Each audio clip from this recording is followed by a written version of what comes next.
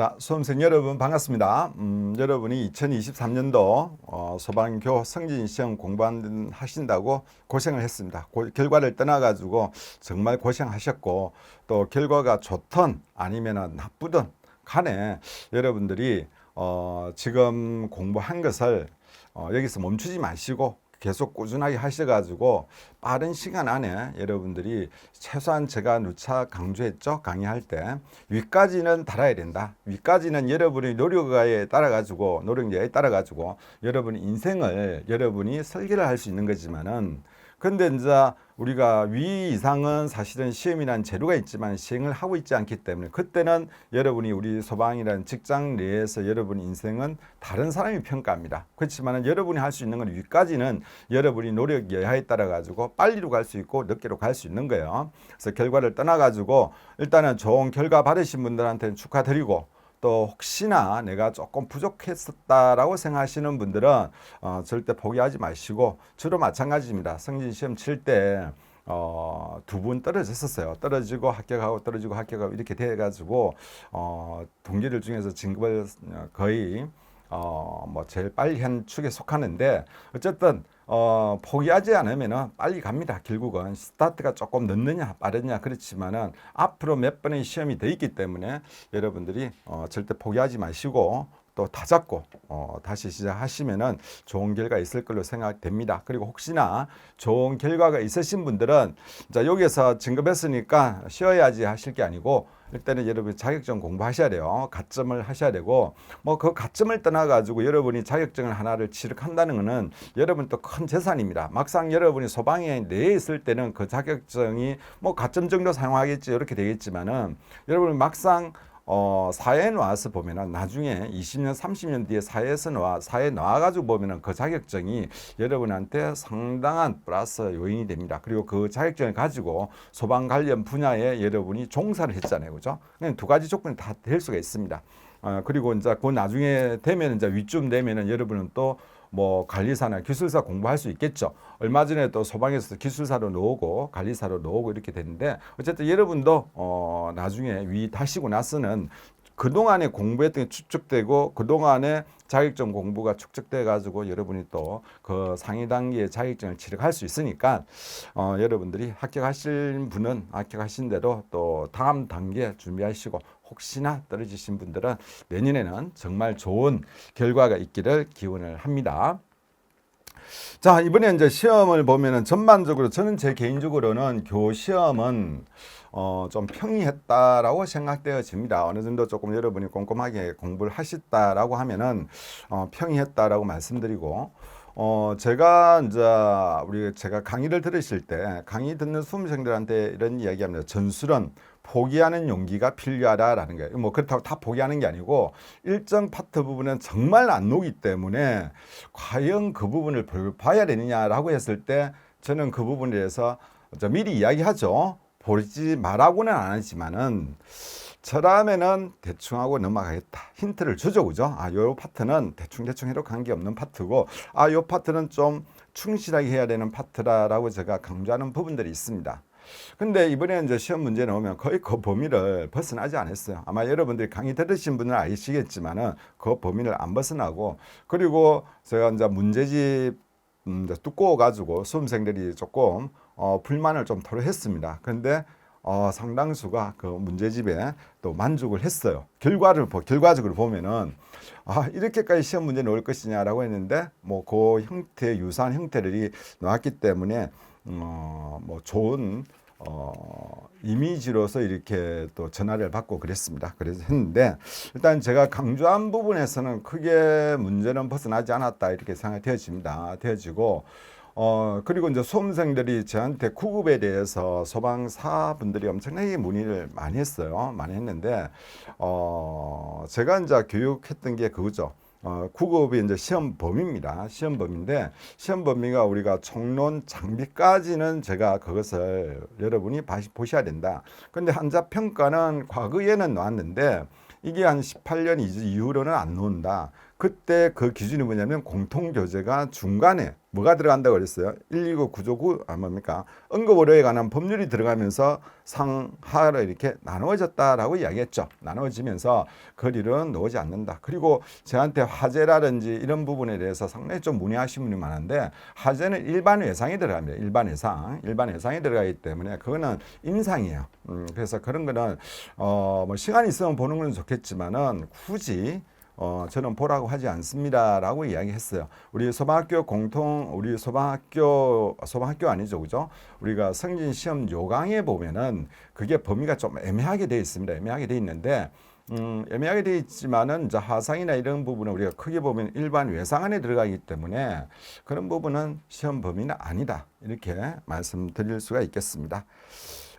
자, 그리고 우리가 하재 조사 부분 이번에 법이 바뀌었죠. 법이 바뀌었는데 다행히 하재 조사에 있어 가지고 가장 평이한 문제가 출제가 됐습니다. 가장 많이 출제가 되는 형태가 출제가 되었다 이렇게 볼 수 있고 전체적으로는 이제 매년 거의 비슷하게 구성이 됩니다. 하재에서 한 9문제, 올해로 9문제, 그 다음에 구조, 구급에서 각각 8문제씩 이렇게 출제가 됐는데 상대적으로 보면은 하재는 그나마 조금 뭐 파트 여러 군데 파트가 출제가 되었습니다. 출제가 되었는데 그런데 이제 기존에 많이 출제가 되었던 파트에서 좀 빠졌어요. 그게 뭐냐면은 뭐 하점 확인이라든지 이런 부분들이 있는데 이런 게 조금 빠지고 출제가 안 됐고 뭐 고층 건물 이제 이런 부분도 마찬가지입니다. 자꾸 기존에 조금 출제가 안 됐던 부분에서 이렇게 출제가 좀 되었다라고 보여지고 그 다음에 이제 구조 같은 경우는 특이하게 거의 만약에 2, 3년에 한 번 정도 놓으면은 많이 나왔다라고 하는 파트가 있습니다. 구조 개론이에요. 개론적인 부분인데 그 부분은 이제 문제는 거의 다 쉬운 내용이에요. 쉬운 내용인데 거기서 아마 3문제 정도가 나왔어요. 근데 다의 그 외적인 부분에서는 상당히 뭐 8문제 중에서 한 파트에서 한 장에서 이렇게 뭐 3문제 정도 나왔다라고 하면은 결국은 이제 장비에서 하나 뭐 이렇게 나누다 보면은 실질적으로 크게 구조는 좀 다양하게 나오지는 않았습니다. 구조에서는 장비에서도 출제가 안 됐죠, 그죠? 장비에서도 출제가 안 되고 우리가 기본적으로 많이 나오는 매듭이라든지 뭐 아니면은 또 순환 이런 쪽에서 가볍게 이렇게 문제가 됐습니다. 뭐 장비라면은 뭐 잠수 장비가 있는데 거기에서 나왔죠, 그죠? 거기 나왔고 구급은 이제 시험 범위가 상당히 적습니다. 총론하고 그 다음에 장비죠, 그죠? 그러다 보니까 뭐 전반적으로 어쩔 수 없이 전반적으로 나왔다라고 볼 수가 있습니다.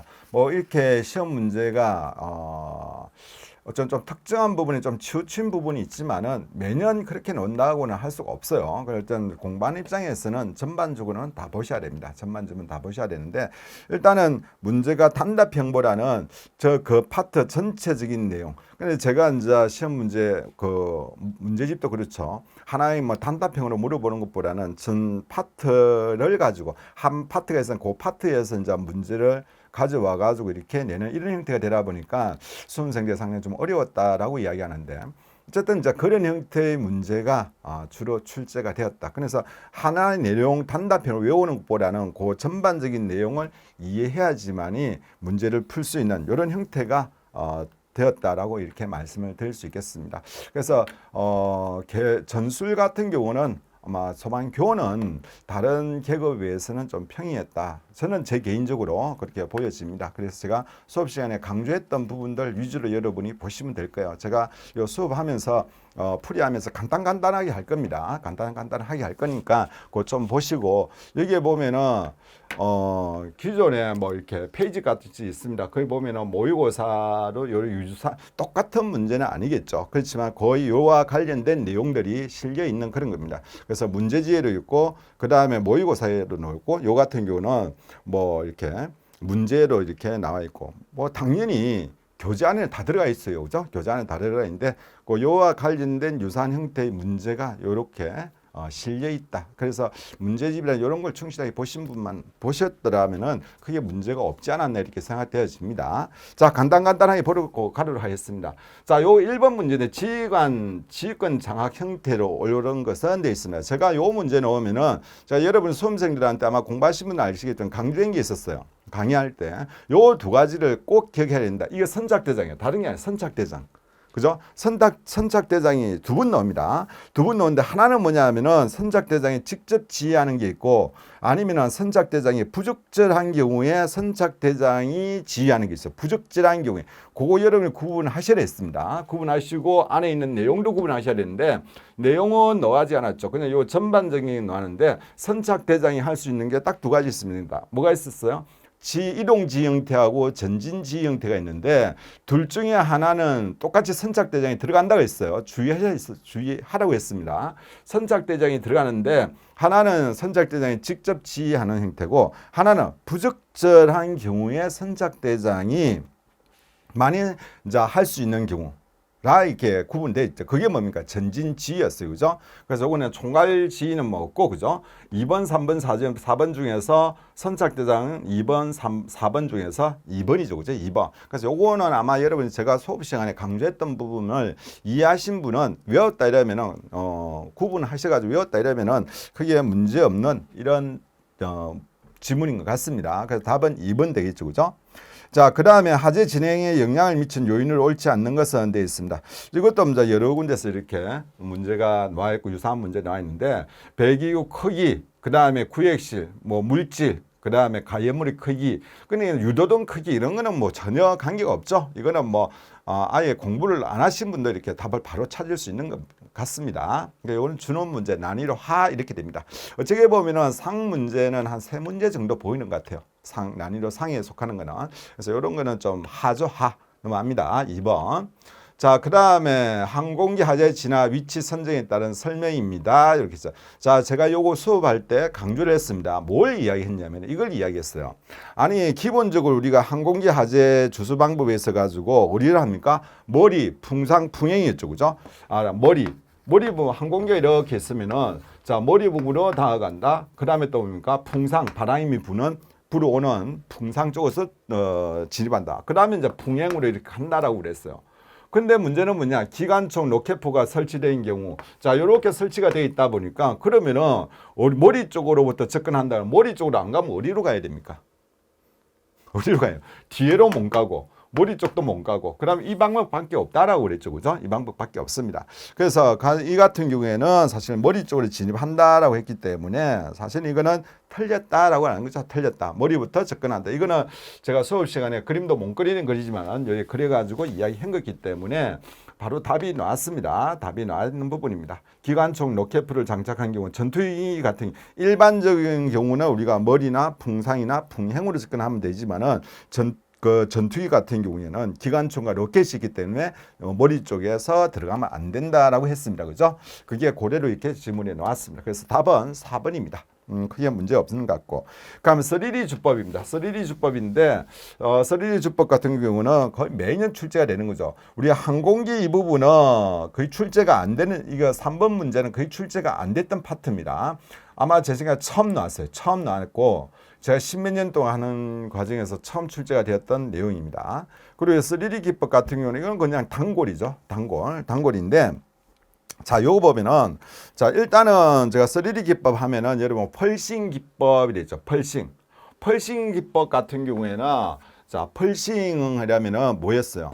펄싱 같은 경우에는 저 밑에 나와 있듯이 일단은 우리가 분무로 던져주는 거죠. 분무로 이렇게 방수를 하는 겁니다. 방수를 해가지고 자연발화라든지 이런 걸 못하도록 냉각을 시키는 거죠. 분무하는데 펄싱할 때 제가 기억을 했죠. 1이 있고 그 다음에 1이 하나 있고 그 다음에 자, 요거 기억해야 되겠죠. 1, 그럼 1에서 2, 그 다음에 또 뭐가 있습니까? 2에서 5가 있고 우리 책에는 이게 두 개 적혀 있죠. 2에서 5, 그 다음에 3에서 5 이렇게 돼 있습니다. 이건 뭡니까?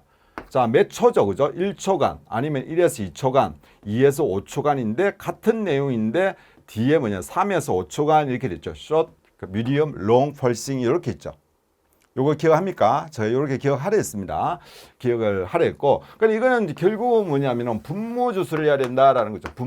분무 주술을 하는 거고, 직사 주술 형태로 해가지고 하는 건 뭡니까? 펜슬링. 과거에는 펜슬링이 상당히 좀 잘 나왔어요. 펜슬링이 나왔는데 지금 펜슬링이 아니고 펜슬링이 직사예요. 나머지는 직사가 아니란 말이에요. 전부 분물에 있죠, 그죠? 그래서 요건 이제 직사했으니까 펜슬링 직사, 펄싱 직사했으니까 틀렸다. 이게 발의로 와버렸죠. 이거 여러분 기억하시잖아요, 그죠? 그 제가 표를 위아래 했죠, 그죠? 그래서 직사 이러니까 아, 요거는 펜슬링이다 이렇게 됩니다. 그래서 바로 틀렸다.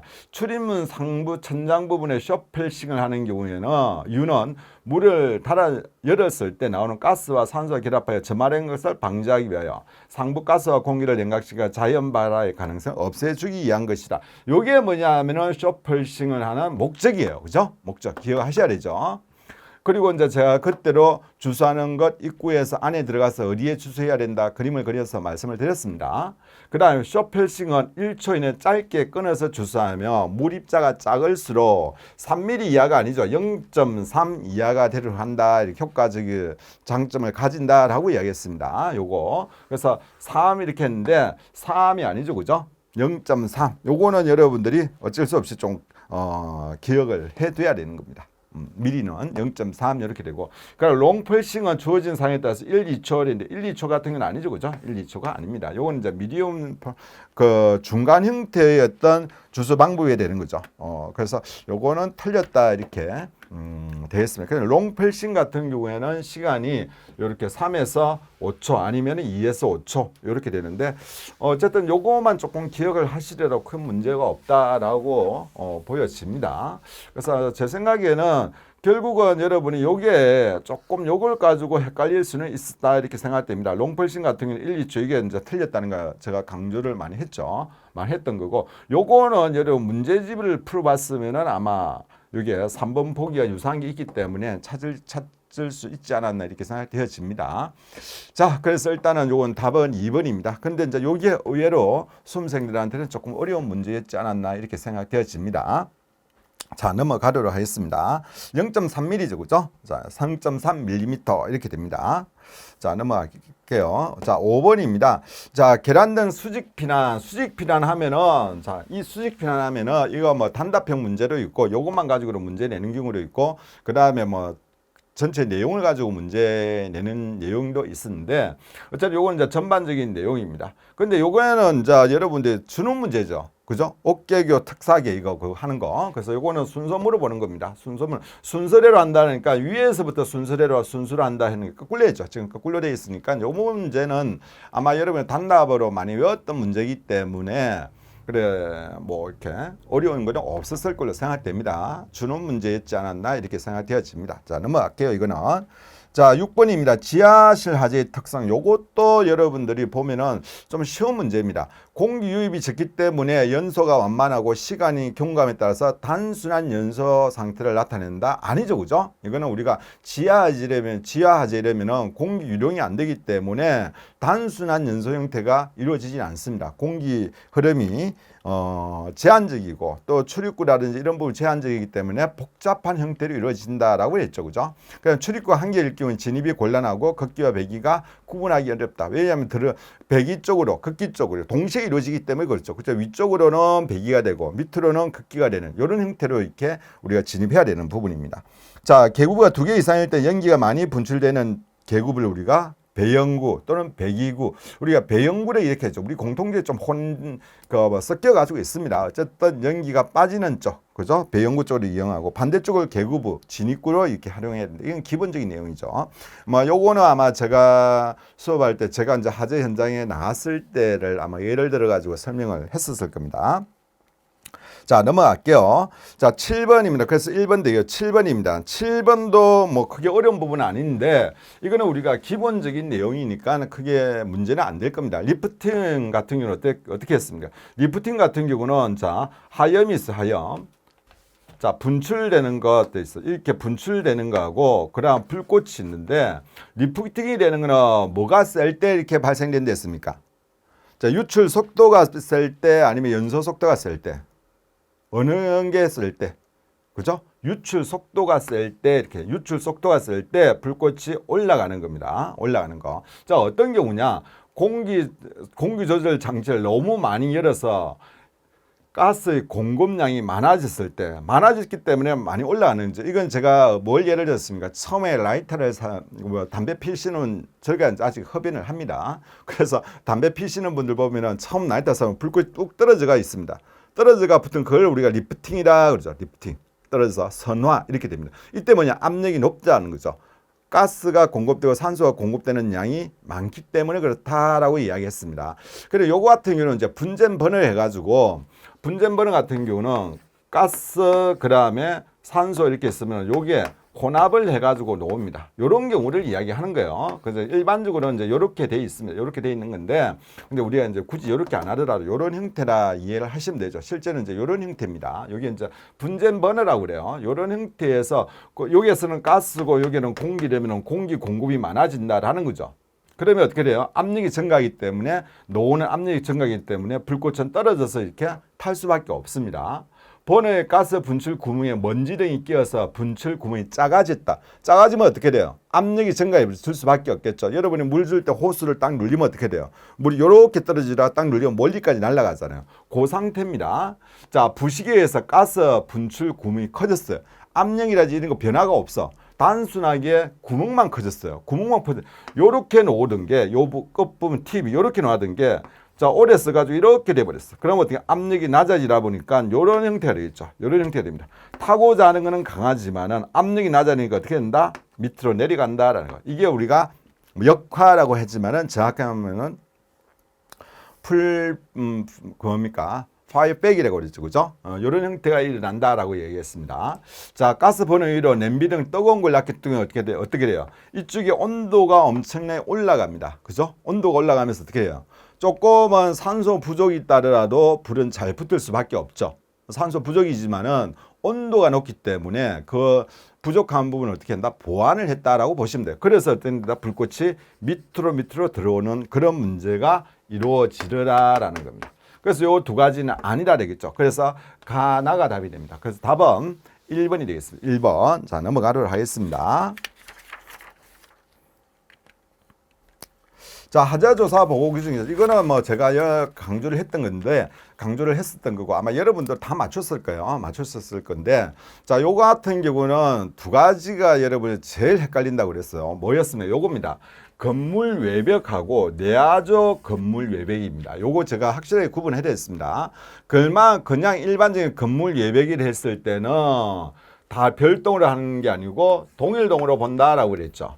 근데 내화조 건물 외벽 이러면 어떻게 합니까? 이러면 일단은 별동으로 본다라고 했습니다. 그래서 4번은 맞고 1번은 틀렸죠. 차광막 별동으로 봅니다.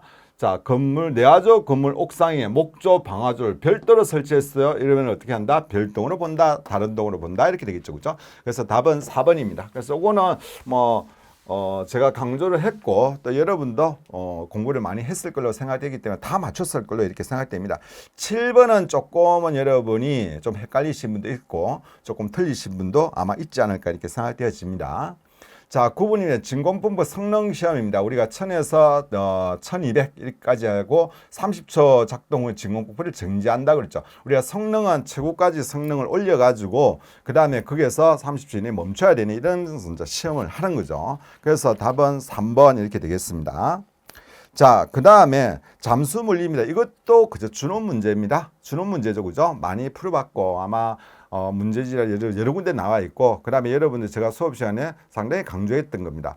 자, 밀도는 단위 질량에 대한 부피, 이렇게 부피의 비율을 말한다 아니죠. 이 밀도라는 건 뭐예요? 이 안에 몇 개의 분자가 들어가 있느냐 이거잖아요, 그죠? 부피는 어때요? 같은 부피인데 이게 보면 말이 다르죠. 부피에 따른 질량입니다. 질량. 근데 이거는 질량에 대한 부피 비율이라 했기 때문에 앞뒤 말이 달라졌죠. 그죠? 그래서 같은 부피가 있는데 이 부피 중에서 자, 무겁다, 가볍다, 안에 많이 들어있다, 적게 들어있다. 이게 뭡니까? 결국은 밀도라는 거죠. 많이 들어있으면 밀도가 높다라고 할 수 있고 적게 들어있으면 밀도가 낮다라고 이렇게 할 수가 있다는 거죠. 일정 공간에 여기에 공기가 들어가 있을 때하고 물이 들어가 있을 때하고 어느 게 더 밀도가 높다? 이게 더 높죠. 그럼 질량은 어느 게 더 크다? 이쪽이 더 크다라는 겁니다. 자, 이겁니다. 그래서 이것도 크게 문제가 없었다. 그러니까 물 속에서 빛의 굴절로 인한 물 자체나 실제보다 2배가 크게 보이는 게 아니고 25%가 크게 보인다. 이건 제가 강조했습니다. 그 다음에 소리는 4배 정도가 빨리 한다. 그래서 한 1500 이상이 되죠. 그죠? 그래서 소리가 너무 빠르기 때문에 왱왱거리는 소리가 왱왱거리게 들리고 정확하게 우리가 알아들을 수 없는 이런 상태가 된다라고 이야기했죠. 그럼 4번에 수중에 구조되어 있는 수면에서 1분에 15리터의 공기가 필요하다면 수심 20m는 어떻게 한다? 그렇죠? 45리터죠. 10리터에서는 30리터가 되는 거죠. 우리가 이거는 이제 여러분들이 우리가 이게 수면이라면은 수면에서는 요 압을 받게 돼. 이걸 우리가 대기압을 받는 거고 수중에서는 10m마다 1기압이 증가된다 그랬죠. 그죠? 1기압씩 증가된 1기압 증가됩니다. 그래서 20m에서는 결국 받는 기압은 여기에 있는 대기압하고 그 다음에 여기에 있는 대기압을 받고 요걸 우리가 뭐냐 수압이죠. 수압을 받는데 수심 20m에서는 어떻게 뭘 받습니까? 요 전체를 받으면 이걸 우리가 뭐냐면은 절대압이라고 그랬죠. 그렇죠? 절대압. 그래서 수심 20m에서는 수압 2기압을 받는 게 아니고 뭘 받습니까? 절대압을 받습니다. 절대압은 몇 기압입니까? 3기압이 되는 거죠. 그래서 우리가 수중에서 호흡할 때는 기압에 비례해서 이렇게 호흡량이 증가한다라고 그랬죠. 공기 소모량이 증가한다 그랬어요. 그래서 우리가 1기압일 때 얼마나 쓰냐면 15리터를 쓴다라면은 여기에서는 결국은 2기압이 10m 2기압이 되니까 배갈에는 30이 되고 그다음 여기는 3기압이 되니까 어떻게 된다? 45리터를 사용할 수밖에 없다라는 거죠. 그래서 요거는 4번. 요것도 여러분들이 아마 공부하시면 다 맞췄을 거로 생각됩니다. 그래서 답은 4번 되는데 거의 다 맞지 않았나 이렇게 생각되어집니다. 넘어가겠습니다. 자, 그 다음에 11번 됩니다. 11번. 이것도 제가 엄청 강조했죠. 나비 매듭도 막 강조 많이 했습니다. 나비 매듭 딱 한 뭐였어요? 로프 중간에 어떤 문제가 생겼을 때 임시적으로 그 중간 부분에 힘이 가해지지 않고 로프를 이용할 수 있는 방법이 뭐냐면은 나비 매듭이다라고 그랬죠. 그거 꼭 기억하라 했습니다. 그럼 여기 보면 로프 중간에 손상되었을 때 임시로 사용하고자 하는 경우 됐습니다.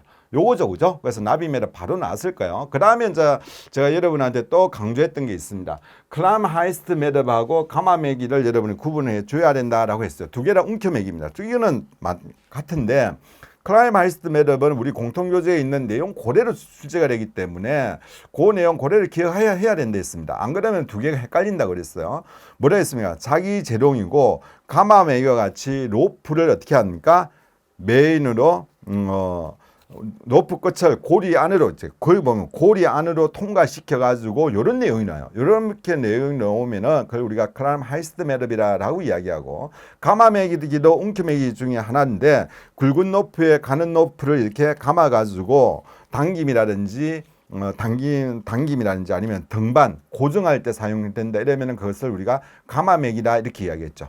자, 나중에 여러분들 내년에 공부하시는 분은 클라임 하이스트 매듭하고 가마 매기 꼭 구분을 해 주셔야 됩니다. 그 다음에 한겹 매듭은 뭐예요? 우리가 그 매듭을 할 때 굵기가 다른 로프를 연결할 때 한 번 하느냐 감느냐 두 번 감느냐에 따라 가지고 어떻게 보면 이어매기죠. 이어매기 형태 중에서 하나입니다. 그래서 한 겹 매듭, 두 겹 매듭 하는 그런 거죠. 그래서 요거는 답은 아마 나비 매듭인데 거의 상당수가 맞췄을 거고 또 강의를 들으신 분은 제가 상당히 강조를 했던 부분이기 때문에 크게 무리 없이 정답을 찾았을 걸로 이렇게 생각되어집니다. 넘어가겠습니다.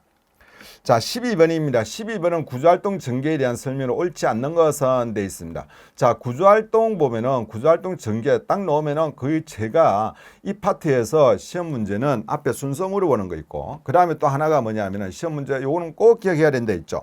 중숙 위책. 그죠? 중숙. 중요한 거는 숙달된 거. 위험한 거는 책임이 강한 사람. 그 다음에 또 뭐가 있었습니까? 큰 것, 위험성이 큰 것부터 작은 것으로 위험이. 그 다음에 장애는 어떻게 한다? 주에서 중심으로 이렇게 되죠. 순서가. 요걸 가지고 장난을 엄청나게 친다 했습니다. 친다고 강조를 했던 거고 뭐 여기 또 마찬가지입니다. 여기서 나왔죠, 그죠?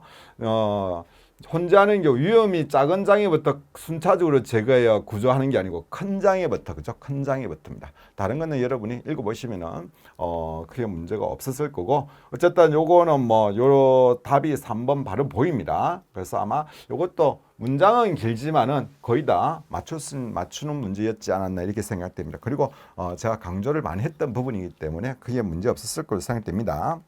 자, 13번입니다. 13번 같은 경우에 요 같은 경우에 어떻게 보면은 여러분이 좀 어려웠다라고 생각됩니다. 강의 안 들으신 분들은 제가 강의 들으신 분은 이거 혹시 쉬웠던 문제예요. 왜냐하면은 자, 다른 거는 제가 넘어가고 자, 요거 보면은 우리 일반 구절에 뭐 테러 대응 구절에 특수 구절에 뭐로 정한다? 시도 규칙으로 정한다라고 했는데 딱 하나가 있습니다. 시로 조례로 정하는 거 딱 하나가 있었죠. 뭐였습니까? 시민 119 시상 구조례는 시로 조례로 정한다라고 했죠. 그거 꼭 기억하려 있습니다. 그런데 여기는 이제 문제가 이거죠. 소방청 훈령으로 정하는 바에 따라서 이렇게 나왔기 때문에 이거는 바로 틀렸다 그러죠. 시도 규칙으로 정한다 이렇게 해야 되겠죠, 그죠? 그래서 뭐 요거 보신 분은 쉽게 문제를 풀었을 걸로 생각되고 만약에 이것을 이제 혼자 공부하신 분들은 일일이 체크를 했다 이러면은 쉬운 문제였고 그렇지 않았다 이러면은 조금 생각을 했어야 되지 않았나 이렇게 생각되어집니다. 자, 어쨌든 요거는 소방청 훈령이 아니고 시도 규칙입니다. 시로 조례로 정하는 것은 129 시민 수상 구조례 요거 하나밖에 없다. 그죠? 제가 강조했던 부분입니다. 넘어갑니다.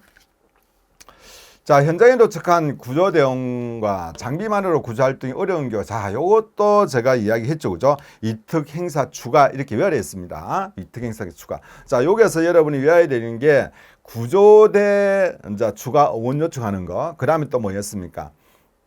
자, 의료진이었어요. 의료진인데 의료진 할 때 제가 뭘 구분해야 되겠습니까?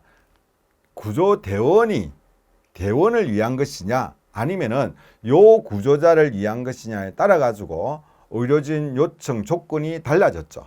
의원 요청 조건이. 그거 여러분 구분해 두셔야 됐죠. 근데 이제 요게 첫 번째 두 개 중에 하나가 요거였는데 구조대원인데 구조대원 응원과 관련된 문제가 고려를 놨습니다. 이거 요 똑같은 문제는 뭐 모의고사 문제로 똑같이 이렇게 출제가 돼 있으니까 여러분이 보시면 아실 겁니다. 자, 어쨌든 그런 문제는 있기 때문에 답은 바로 4번이 됩니다. 이특 행사 추가. 이게 뭡니까? 뭐 지금은 그렇게 뭐 요거 가지고 이특이 뭐예요? 특수 차량, 특수 장비 뭐 이런 게 이특이에요, 그죠? 특이 두 개 들어가는 거죠. 특수한 기술 이런 거죠, 그죠? 그 다음에 뭐 행사적, 행정적, 사회적 이런 내용들. 그래서 이특 행사 추가 이렇게 됩니다. 그래서 추가 이렇게 돼 있죠. 추가 같은 경우에는 뭐 추가 인원이 뭐 현장의 광범위에 추가 인원이 필요할 때 이 추가 이렇게 됩니다. 그래 이특 행사 추가 이렇게 외웠죠, 그죠? 자, 넘어가도록 하겠습니다. 그래서 이것도 문제 풀어보시고 하신 분들은 뭐 똑같은 문제였으니까 지문도 똑같아요. 똑같으니까 아마 뭐 바로 답을 찍지 않았을까 이렇게 생각이 됐습니다. 넘어갑니다. 자, 15번입니다. 잠수장비 관리 방법에 대해서 옳지 않는 것인데 아마 요것을 혼자 공부하신 분은 상당히 어려웠던 문제이지 않았을까 이렇게 생각됩니다. 그런데 만약에 같이 강의를 들으신 분은 쉬웠을 거예요. 왜 그러냐면은 제가 이거 뭐라고 했습니까? 부력 조절 보면은 그 안에 자 물로 씻어 내부로 물이 들어가지 않도록 이 아니라 그랬죠. 그게 풍선같이 생겨가지고 안에 물을 넣어가지고 민물을 넣어가지고 세척을 한다고 그랬어요. 세척해가지고 이걸 그늘에 말린다라고 했습니다. 그리고 옷걸이에 걸어가지고 이렇게 보관을 한다라고 그랬죠. 그러니까 요걸 들으신 분은 부력 조절기에 대해서 여러분들이 크게 문제가 없었을 거야. 없이 이제 그냥 보면은 내부로 물이 들어가지 않는다라고 돼 있기 때문에 요거는 틀렸다라는 걸 바로 느꼈을 거고. 근데 이제 그렇지 않고 혼자 하신 분들은 아마 이렇게 답 찾기가 어렵지 않았나 이렇게 생각됩니다. 저도 이런 문장이 나올지 미리 생각을 하지 못했어요. 그렇지만은 이제 제가 설명을 했었죠. 설명했습니다. 그 안에 이제 물을 씻고 민물을 넣어가지고 부력조절기 안에 그 안에 이제 짠물이 들어갈 수 있으니까 그걸 세척을 해야 된다라고 했습니다. 자, 그걸 기억하신 분은 내외가래니까 크게 문제가 없었을 거예요. 문제가 없었을 걸로 생각되는데 안 보신 분들은 좀 힘들지 않았나 이렇게 생각되어집니다. 나머지는 뭐 우리 책에 그대로 있는 내용이니까 넘어가도록 하겠습니다. 자, 이렇게 보면은 여러분들이 잠수 장비 같은 경우 과거에 출제가 되기는 했습니다. 되기는 했는데 그래서 출제율은 좀 낮았어요. 낮았는데 뭐 이번에는 난이도 상위에 속하는 이런 문제가 나왔습니다. 여러분 조금은 상당수가 시간을 좀 보냈지 않았을까 이 문제에 그렇게 보여집니다. 자, 넘어갈게요. 자, 16번입니다. 반드시 지켜야 사고 현장에서 구조 활동할 때 반드시 지켜야 할 내용되어 있습니다. 자, 그럼 요거는 뭐 답은 바로 나오죠. 그죠? 맨 마지막 모든 사고 현장 가장 우선해야 될 것은 인명의 안전이 첫 번째입니다. 그 다음에 이제 사고의 안정화, 재산 가치 보존 수소. 이거는 제가 그랬죠. 이유 불명 인명이 무조건 첫 번째다. 근데 우리가 일반적으로 생각하면은 사고의 안정화가 첫 번째가 될 수가 있어요. 될 수가 있다고 생각하는데 어쨌든 안전해야지만이 구조대원도 들어갈 수 있으니 이렇게 생각하면 안 된다고 그랬어요. 어쨌든 인명 무조건 구조 전개의 전제는 인명의 안전이다. 소방은. 그 다음에 뭐 이렇게 그 다음 단계로 나아갑니다. 그래서 이거는 인명의 안전, 사고의 안정화되는데 인명의 안전이 첫 번째입니다. 이거 이유 없습니다. 구조 전개에서는 첫 번째 인명 구조가 첫 번째다. 뭐 그래서 그렇게 다 알고 계시기 때문에 크게 문제가 없지 않았나 이렇게 보여집니다. 이 부분은. 자, 넘어가겠습니다. 그 다음에 요 문제가 조금 또 여러분이 어려웠지 않았나 이렇게 생각되는 문제입니다. 근데 이것도 제가 강의할 때 이거 다 외울 필요 없다고 그랬어요. 요거만 여러분이 기억하면 된다 했습니다. 자, 의식이 있는 사람 없는 사람이 있는데 의식이 있는 사람한테 뭘 한다? 가슴잡이 한다. 어떻게 한다? 의식이 있으니까 앞에 들어가면 잡히기 때문에 후방으로 진입해야 된다. 이렇게 했죠. 자, 의식이 없는 사람한테는 어떻게 한다? 한 팔로 잡더 한 팔잡이, 두 팔잡이 방법이 있다. 근데 한 팔 잡으면 한 팔 잡았으니까 어떻게 한다? 놓을 때는 어떻게 한다? 횡형으로밖에 놓을 수가 없죠. 그죠? 횡형으로 놓는다. 그리고 어떤다? 후방으로 접근한다. 두 팔 잡았어요. 두 개를 잡았는데 어떻게 횡형도 못하죠. 그러니까 자연적으로 몸은 어떻게 된다? 배형이 될 수밖에 없다. 그런데 우리 책에서는 이거는 뭐 접근을 후방에서 해라, 전방에서 해라 말이 있다 했어요? 없댔어? 없댔죠. 그죠? 그 다음에 이제 손목 끌기, 손목 끌기 같은 경우는 손을 이제 끌고 이제 하는데 이거는 책에는 말이 없어요. 근데 행형이죠. 한쪽을 손을 잡았으니까. 그렇죠. 행형이지만은 우리 책에서 행형, 배형, 행형 됐을 때 발음이 안 되네, 오늘. 원래 발음이 안 좋지만은. 그렇지만은 우리 책에서 뭐가 있다? 요거 할 때는 접근을 할 때 내용이 더 전방 접근을 해라라는 거죠. 전방 접근. 의식이 없기 때문에 전방 접근을 할 수 있죠. 그래서 요거만 외우면 다 된다고 그랬어요.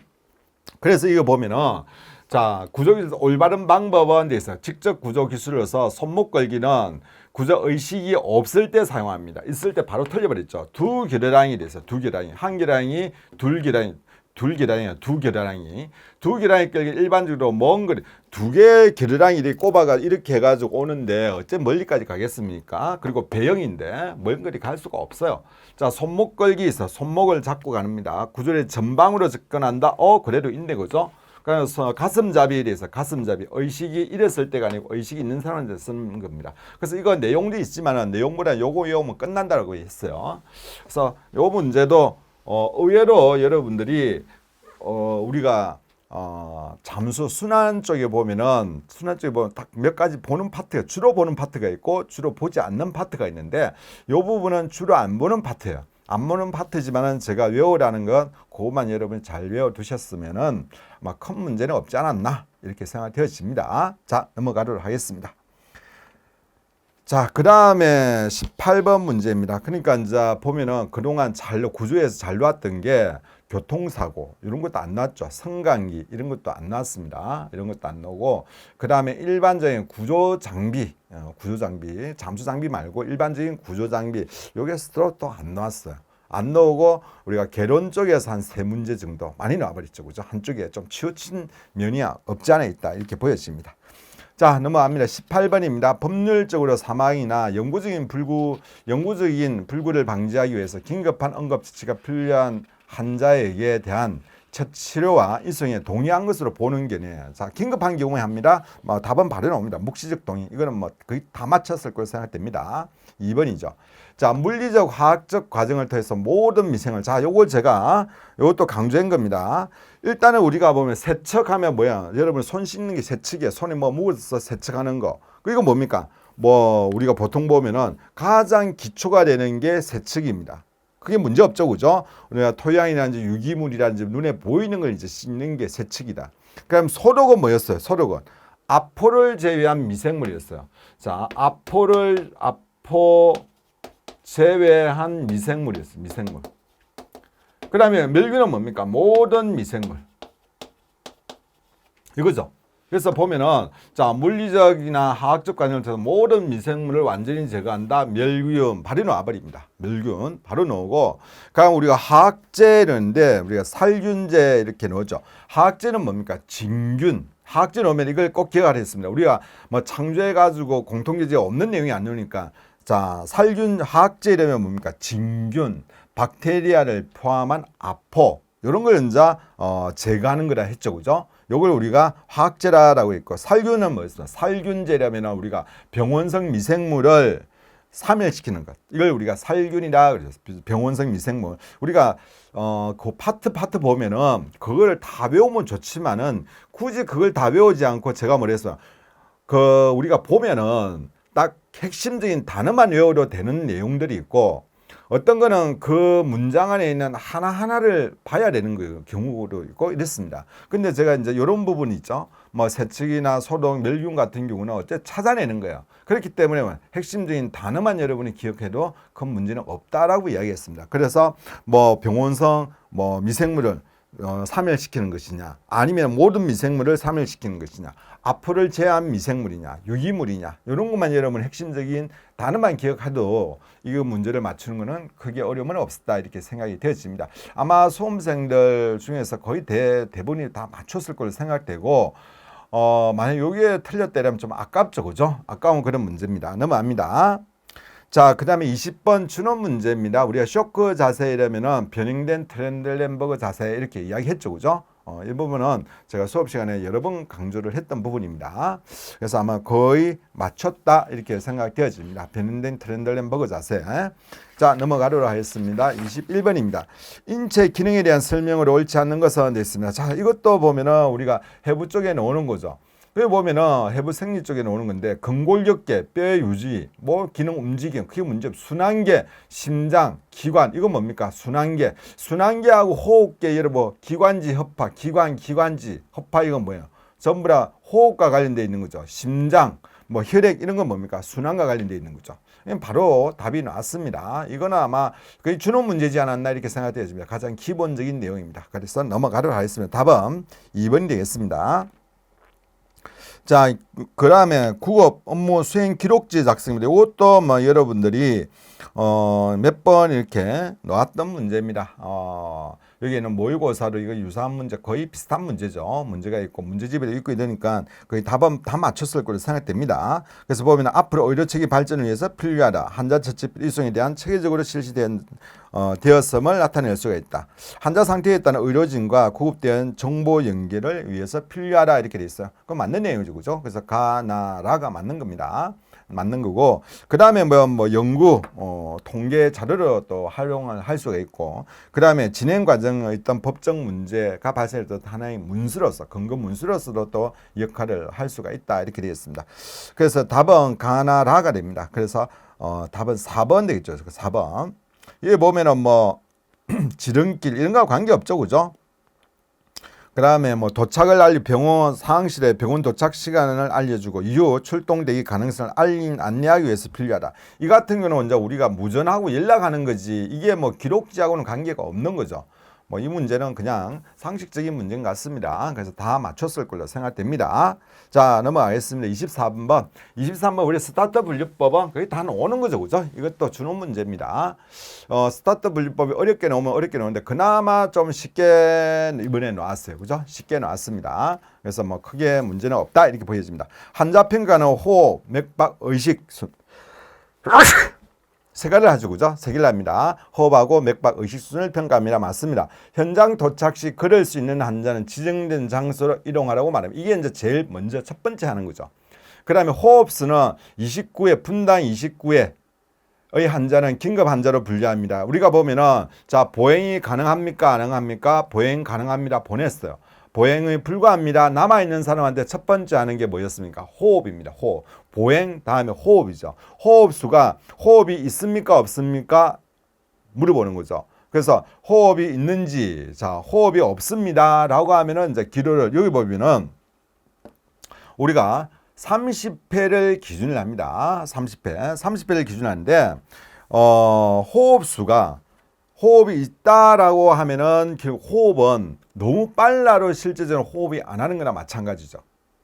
너무 느려도 문제가 되는데 우리 공통교재에서는 거기에 대해서 정확하게 이렇게 기준이 안 됩니다. 그냥 분당 호흡수가 30회를 초과하느냐 이하가 되느냐 이제 요까지만 이렇게 이야기를 하는데 사실은 이제 조금 더 구체적인 설명이 필요를 하긴 해요. 근데 어쨌든 여기까지 합니다. 근데 호흡이 있습니까? 그래서 그 다음에 물어보는 게 이제 호흡이 있습니까? 예, 있습니다. 그럼 호흡이 있는데 이게 호흡 횟수가 어떻게 됩니까? 30회 이상입니까? 이하입니까? 라고 했을 때 호흡이 있긴 있는데 30회보다 많습니다. 라고 하면 뭘 한다?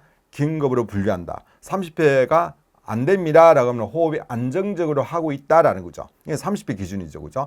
호흡을 너무 빨리 하면 정상적인 호흡이 산소하고 이산화탄소 교환이 안 이루어지기 때문에 빨리 어떤 처치를 하는 긴급으로 분류하고 근데 우리가 평상시에 호흡이 안정적으로 이루어지고 있다? 그러면 어때? 30회 이하라고 하면 어떻게 된다? 30회를 초과하지 않는다? 라고 하면 이것은 그 다음 단계로 넘어가게 되는 거죠. 그 다음 단계 넘어가가지고 뭘 합니까? 순환이 잘 되고 있느냐 없느냐 이렇게 물어보는 거죠. 근데 여기 보면은 그 다음 단계에 넘어갔는데 30회를 초과하면은 긴급으로 분류한다라고 그래 있는데 이거는 30회가 아니고 분당 29회밖에 안 되니까 긴급이 아니죠. 그 다음 단계를 가가지고 의식도 물어보고 합니다. 맥박 의식하고 그다음에 순환 이런 걸 가지고 이제 긴급으로 할 것이냐 안 할 것이냐라는 문제죠. 일단 호흡만 가지고는 이 사람은 긴급이 아니에요. 그 다음에 그 다음 단계 뭡니까? 순환을 가지고 평가해 가지고 순환이 잘 되는지 안 되는지를 가지고 이건 이제 맥박이죠. 맥박 횟수가 어떻게 되느냐. 자, 이런 걸 가지고 또 긴급과 응급을 예, 아니요를 가지고 분류를 하고 그 다음에 만약에 정상이라면 이제 의식으로 넘어가겠죠, 그죠? 그런 단계가 되는데 일단은 요거는 뭐 다른 연도에 비해서는 좀 쉬운 문제였던 것 같아요. 요거는 우리가 스타트 분류법을 표를 가지고 어렵게 내면 상당히 좀 어려운 부분이 있습니다. 특히 이제 말초신경 촉지 여부 이런 거 있죠. 말초 맥박 촉지 여부 이제 이런 것 가지고 문제 내면은 상당히 우리 공통적으로 좀 부족한 부분이 있습니다. 그렇기 때문에 혼란을 줄 수 있는데 그거는 다음에 제가 시간이 있을 때 말초 맥박 촉지 여부 예 아니요에 대해서 한번 설명을 해드리겠습니다. 근데 어쨌든 지금은 뭐 그까지는 안 갔으니까 일단은 29회 되니까 이거는 긴급으로 분류는 하지 않는다. 그 다음 단계로 넘어가야 된다. 이렇게 보시면 되겠죠. 그죠? 그래서 3번이 틀렸다. 이렇게 되었습니다. 자, 넘어가겠습니다. 4번은 뭐 맞는 내용이죠. 이빈도 기록입니다. 이것도 우리가 공통교재 제 NJ 교재안에 다 있는 겁니다. 구토 반사 일어나면 제거해야 된다. 자, 기록의 끝이 입천장을 항아리로 구강 내 삽입합니다. 이 가장자에서 입안을 넣은 후 90도 회전시키는 방법도 있습니다. 그런데 이때 있죠. 그죠? 그래서 옆으로 이뤄가지고 자, 우리가 보통 위로 넣는데 이렇게 넣는 거, 이래가지고 이렇게 180도 돌리는 방법이 일반적인 거라 하면은 옆으로 이렇게 넣는 방법도 있다라고 그랬죠. 그죠? 제가 손가락까지 이렇게 했던 기억이 나네요. 그죠? 제가 그림을 못 그려가지고 이렇게 그리고 이렇게 이걸 못 그리가 그죠? 손으로 할 수밖에 없었죠. 그래서 이런 것 방법도 있다. 의식이 있거나 반온수 상태 환자한테 사용한다. 이거는 자 기본적인 겁니다. 코인두와 이빈두 가장 큰 게 뭐냐면 의식이 있느냐 없느냐 이런 거죠. 그래서 의식이 있는 사람한테는 이빈두는 구토 미주신경 자극으로 구토 반사가 일어나기 때문에 사용해서는 안 된다. 그래서 이빈들은 의식이 없다든지 이런 경우에 쓸 수가 있다. 의식이 있으면 어떻게 한다? 코로 해야 된다. 이렇게 했습니다. 그래서 4번이 바로 틀렸다. 이렇게 되겠죠. 자, 그럼 25번 마지막 문제입니다. 요 같은 경우는 자, 주변 상해나 구급되는 상해와 관계없이 정확한 심폐소생술을 하기 위해서 이제 장비 명의죠. 그죠? 요거 똑같은 문제가 문제집에 요 있죠. 그죠? 문제집에 있습니다. 그 문제집 보면은 그 지문은 이렇게 안 돼 있죠. 지문은 요 내용이 이제 요 문제 지문으로 가 있죠. 그죠? 요 박스 형태는 아니고. 그에 보면은 기계식 가슴 압박 장치에 대해서 이렇게 설명을 하고 있습니다. 그래서 아마 여러분도 요거 보시면은 거의 뭐 가슴 압박이 가능하다 그랬으니까 이 문제 자체에 거의 답이 나와 있습니다. 그죠? 문제 자체에, 지문 자체에. 그래서 기계식 가슴 압박 장치 이렇게 여러분이 답을 하는 데는 크게 문제 없었을 걸로 생각됩니다. 전반적으로 보니까 어려운 부분은 한 두세 문제를 제외하고는 크게 어느 정도 공부했다라고 하면은 답 맞추는 데는 크게 뭐 문제는 없었다 이렇게 생각되고 그 다음에 제가 조금 수업 시간에 강조했던 이런 부분들이 좀 많이 나왔기 때문에 저로서는 또 만족을 합니다. 아마 수업을 들으신 분들은 좋은 점수를 받았을 걸로 이렇게 생각이 되어집니다. 자, 이번 시간은 여기까지 하도록 하겠습니다. 자, 수험생 여러분 수고했습니다.